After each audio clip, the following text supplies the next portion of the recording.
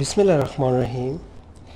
Secondary biology chapter number 27 के अंदर आज हम हेल्थ एंड डिजीज़ के बारे में बात करेंगे। सबसे पहले तो हेल्थ कहते किसे हैं? हेल्थ से मुराद मतलब सेहत।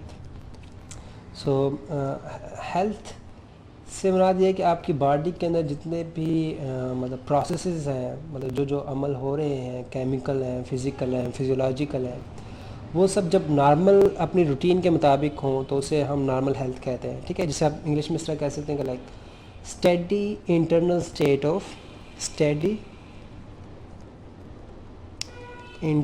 State of homeostasis. ठीक है, अब होम्योस्टेसिस के बारे में भी थोड़ा बहुत आपको पता हो कि जिसके अंदर बॉडी जो है वो बेसिकली कंट्रोल करती है अपने अंदर जो चेंजेस आती हैं। ठीक है, जिस तरह फॉर एग्जांपल बाहर एकदम टेम्परेचर ऊपर नीचे होता है, जिस तरह सर्दियों में सर्दी हो जाती है, गर्मी में गर्मी हो जाती है, लेकिन जो बॉडी है उसको अपना इंटरनल टेम्परेचर 37 रखना होता है क्योंकि सारे एंजाइम्स उससे 37 पे काम करते हैं। ठीक है, तो steady internal state of homeostasis is known as normal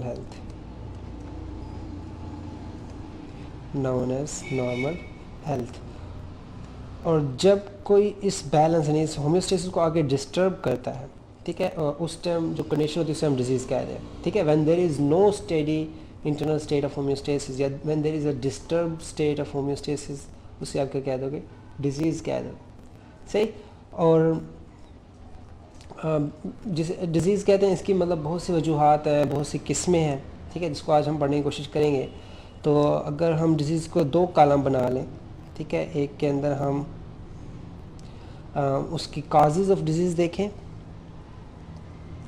causes of disease कि डिज़ीज़ हो किस वजह से रही है, और सेकंड कॉलम के अंदर हम उसका मतलब क्लासिफिकेशन देखते हैं या नेम्स या एग्जांपल्स कर लेते हैं, एग्जांपल्स हम उसके देखते हैं। सही। सबसे पहले जो सी काज है उसे आप जेनेटिक यानी हेरिटेबल या फिर कॉन्जेनिटल डिजीज़ भी कहते हैं। जेनेटिक, हेरिटेबल से हमारा मौरूसी मतलब जो विरासत के अंदर चलती है, और कॉन्जेनिटल से हमारा पैदाइशी जो उनसी होती हैं। जेनेटिक से तो मुराद ये है कि कोई जीन्स में डिस्टर्बेंस है, लाइक इसमें हीमोफीलिया है, ठीक है, ब्लीडिंग डिसऑर्डर भी कहते हैं जिसमें मतलब खून रुकना नहीं बंद होता। फिर डाउन सिंड्रोम है, डाउन सिंड्रोम जो से है ये भी एक मतलब बीमारी है जो कि जब मियोसिस, इसे हम कहते हैं क्रोमोसोमल नॉन डिसजंक्शंस। डाउन सिंड्रोम जो है क्रोमोसोमल नॉन डिसजंक्शन की वजह होता है कि मियोसिस के अंदर एक क्रोमोसोम जो है वो मतलब कम हो जाता है। ठीक है, इसके अपोजिट होता है क्लेनफेल्टर सिंड्रोम या टर्नर सिंड्रोम भी हम कहते हैं सर, टर्नर सिंड्रोम। और ये पैदाइशी होते हैं, मतलब इसका कोई इलाज नहीं है। ठीक है, अभी तक कोई इलाज नहीं आया कि जो हम इसको रिमूव कर सके। हीमोफीलिया के लिए कोशिश की जा रही है, किसी किसी हम जीन थेरापी इंट्रोड्यूस करवाई जा रही है कि जो जीन्स हैं जो हीमोफीलिया क्रोमोसोम एक्स के ऊपर मतलब जो हमारा 23rd क्रोमोसोम है उसके अंदर जो जीन है हीमोफीलिया जिसकी वजह से हो रहा है उसको हम चेंज कर दें नॉर्मल जीन से, तो मे भी हो सके कि हीमोफिलिक डिजीज़। लेकिन आज अभी तक इसमें कोई खातिर खा कामयाबी नहीं है जिसको हम मेंशन कर सकें। सही हो गया, जेनेटिक डिजीज़ होगी। उसके बाद सेकंड के अंदर आ जाता है उसे आप इन्फेक्शंस या फिर पैथोजेनिक या फिर पैरासाइटिक डिजीज़ भी कहते हैं। इन्फेक्शन, पैथोजेनिक और पैरासाइटिक डिजीज़। ठीक है, मतलब इसके अंदर इन्फेक्शन से मुराद ये कि कोई ना कोई चीज़ आपकी बॉडी में इंटर होती है बाहर से। पैथोजेनिक से भी मुराद ये है कि कोई पैथोजन है जिसने डिजीज़ काज करनी है वो इंटर होता है। पैरासाइट भी उसे ही कहते हैं जो मतलब आपका नुकसान चाहे। सही। और इस तरह की बहुत सी डिजीज़ है, मतलब अगर नाम लेना शुरू करें तो बहुत ज़्यादा टाइम लगेगा, लेकिन जो आपकी बुक में मेंशन है उसमें डिफ्थेरिया है, मतलब जिसमें आपके गले आ जाते हैं, जैसे हम उर्दू में कहते हैं गले का आना, मतलब जो टॉन्सिलाइटिस भी इसे किस्म का कहा जाता है। मलेरिया है जो कि प्लाज्मोडियम की वजह से हो रहा है। ठीक है, मतलब ये पैरासाइटिक डिजीज़ है। फिर स्मॉल पॉक्स है, वायरस की वजह से हो रहा है, अब ये वायरल डिजीज़ है। सिमिलरली ट्यूबरक्लोसिस है जो कि मतलब बैक्टीरिया होता है जिसे हम ट्यूबरकल बैसिलस कहते हैं, ठीक है, उसकी वजह से हो रहा है। फिर कोलरा है, कोलरा जो सा है ये भी मतलब बैक्टीरिया की वजह से होता है, जिसके अंदर पेट ख़राब हो जाता है बंदे का, ठीक है, और हैज़ा जिसे कहा जाता है। फिर गनोरिया है, गनोरिया जो सा वो एसटीडीज़ में आता है, एसटीडीज़ में आता है सेक्शुअल ट्रांसमिटेड डिजीज़, ठीक है, ये वहाँ से ट्रांसमिट होती है। सिमिलरली एड्स है, ठीक है, जिसे हम एक्वायर्ड इम्यून डेफिशिएंसी सिंड्रोम भी कहते हैं, और इसमें HIV वायरस होता है, सही है। तो मतलब ये सारे मतलब इनके पीछे कोई ना कोई काज है। डिफ्थेरिया बैक्टीरिया काज करता है, मलेरिया प्लाज्मोडियम काज कर रहा है, स्मॉल पॉक्स के पीछे स्मॉल पॉक्स वायरस होता है, ट्यूबरकल बैसिलस जो सा है वो ट्यूबरक्लोसिस काज करता है, कोलरा जो सा है वो भी एक मतलब बैक्टीरिया होता है स्टोलाइटिका उसे हम कहते हैं, वो काज करता है। गोनरा भी एक मतलब डिजीज़, मतलब गोनरा भी बैक्टीरिया से काज होता है। एड्स जो सा है वो वायरस से काज होता है, सही। तो ये हो गया इन्फेक्शन और पैथोजेनिक डिजीज़। फिर उसके बाद फर्दर चले तो कुछ न्यूट्रिशनल डेफिशिएंसी की वजह से भी होती है। थर्ड में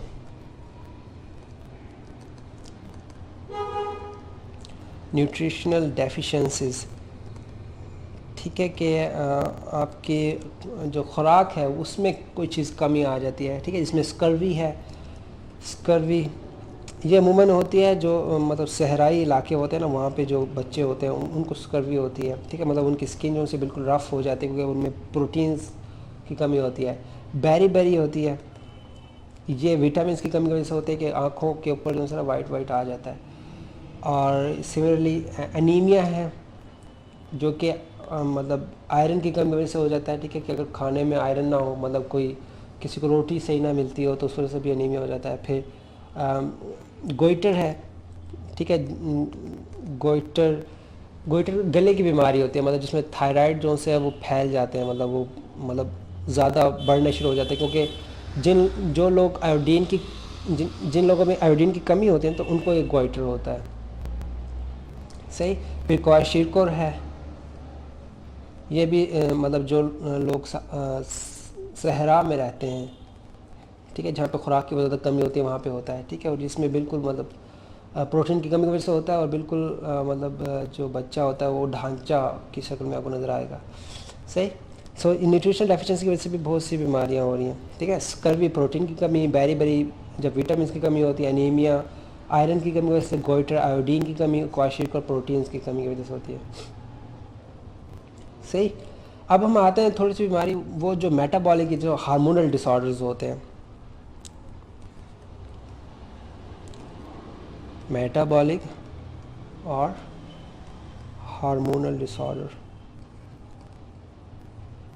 ठीक है, कि आपकी बॉडी का जो होम्योस्टेसिस होता है, जो हमने शुरू में मतलब हेल्थ की डेफिनेशन में थोड़ा सा एक्सप्लेन किया था, होम्योस्टेसिस जो है वो पीछे कोई हार्मोन्स कंट्रोल कर रहे होते हैं, ठीक है, और इसके पीछे पूरा इंडोक्राइन सिस्टम होता है। तो अगर इस इंडोक्राइन सिस्टम के अंदर कोई इशू आ जाती है, सॉरी थोड़ा सा शोर आ रहा होगा, इस इंडोक्राइन सिस्टम में जो मतलब प्रॉब्लम्स आएंगे, उसकी वजह से जो बीमारियाँ होंगी उससे आप हार्मोनल डिसऑर्डर्स कहते हैं। इसमें डायबिटीज़ है, जिसे आप शुगर की बीमारी भी कहते हैं, या ज़ियाबीतस भी कहा जाता है, डायबिटीज़ मेलाइटस ख़ास तौर पर, ठीक है। डायबिटीज़ की वैसे दो टाइप्स होती हैं, डायबिटीज़ मेलाइटस भी है, डायबिटीज़ इंसुपीडियस भी है, ठीक है, दोनों हार्मोनल डिस्टर्बेंस की वजह से होता है, सही। फिर अभी जो ग्वाइटर पड़ा है ये भी हार्मोनल डिसऑर्डर की वजह से भी होता है, ठीक है, कि आपके मतलब जो थायराइड हार्मोन्स होते हैं वो सही तरह नहीं बन पाते, ठीक है, या सही काम नहीं कर पाते, दोनों वजह से हो सकता है। फिर क्रिटिनिज्म भी होता है, ठीक है, इसके अंदर जो होते हैं ना आपके कौन सा ग्लैंड होता था भला, किडनी के ऊपर पड़ा होता है यार, एड्रिनल ग्लैंड, ठीक है, वो सही काम नहीं कर पाते, ठीक है, उसकी वजह से क्रिटिनिज्म होता है। सो मतलब ये हार्मोनल डायबिटीज़ इंसुलिन की वजह से होता है, ग्वाइटर थायराइड हार्मोन्स, क्रिटिनिज्म जो है वो एड्रिनल ग्लैंड्स की वजह से होता है। कुछ फिज़िकल डिसऑर्डर्स हैं, मतलब जिसके अंदर बॉडी फिज़िकली डिस्टर्ब होती है, ठीक है, फिज़िकल में सबसे बड़ी जो एग्जांपल है उसमें आपके एक्सीडेंट्स हैं, ठीक है, कोई इंजरी हो जाए, कोई एक्सीडेंट हो जाए, आपको सडन हीट हो, मतलब आग लग जाए, कूल आप बर्फ़ में ज़्यादा देर रहें, या रेडिएशन की वजह से, ठीक है, बहुत ज़्यादा जो मतलब जो लोग एक्सरेज पे काम करते हैं, या फिर जो ये जो पावर प्लांट नहीं होते, न्यूक्लियर पावर प्लांट, वहाँ पे जो काम करते हैं उन्हें भी कुछ डिसऑर्डर्स होते हैं, वो फिज़िकल डिसऑर्डर्स कहलाते हैं, क्योंकि इसमें जो फैक्टर्स हैं वो सारे फिज़िकल हैं, ठीक है। लाइक इंजरीज़ है, ये भी फिज़िकल फिनोमिना है, ठीक है। एक्सीडेंट है, फिज़िकल है। इसके अलावा हीट है, फिज़िकल प्रोसेस है। कोल्ड है एंड रेडिएशन।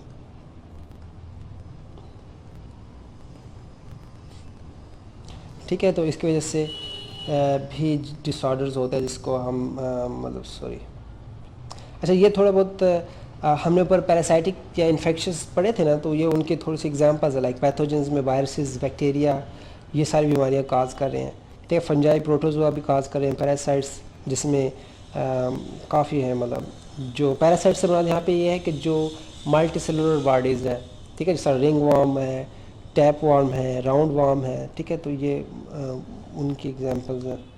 सही, प्रोटीन्स की एग्जांपल भी देख लिया हमने। अच्छा, कुछ प्रोटीन्स भी डिजीज़ काज करती है जिसे हम पेरियॉन्स कहते हैं, ठीक है।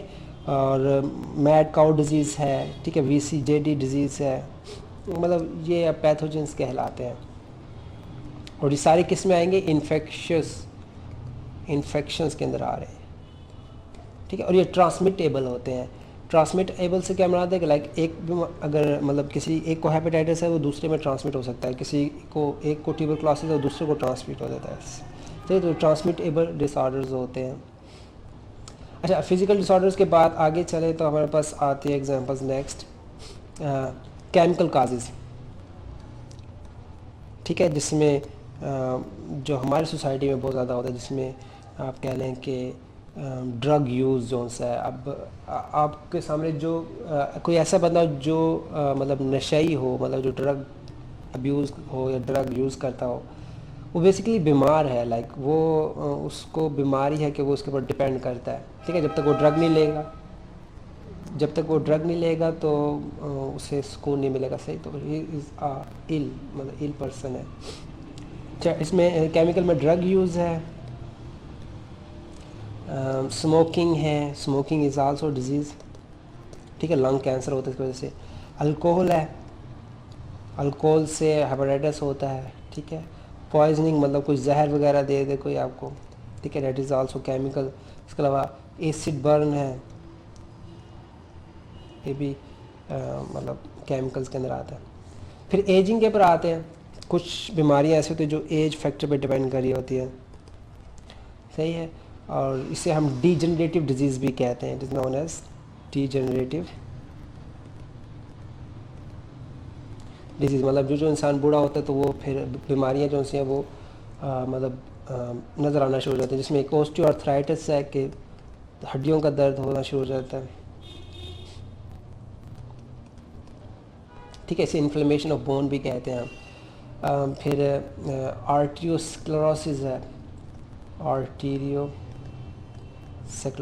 है कि मतलब ये आर्टीरियोस्क्लेरोसिस से बात क्या होता है कि जो आर्टरीज़ होती है उसके अंदर ना कोलेस्ट्रॉल जमा होना शुरू हो जाता है, और फिर आहिस्ता आहिस्ता जो खून है उसकी रवानी में मसला बनता है, तो फिर ब्लड प्रेशर भी स्टार्ट हो जाता है, ठीक है। मतलब आर्टीरियोस्क्लेरोसिस की वजह से हार्ट अटैक होता है, मतलब एक लॉन्ग टर्म प्रोसेस होता है, उसके बाद जाके हार्ट अटैक होता है। और कुछ मेंटल इलनेस है,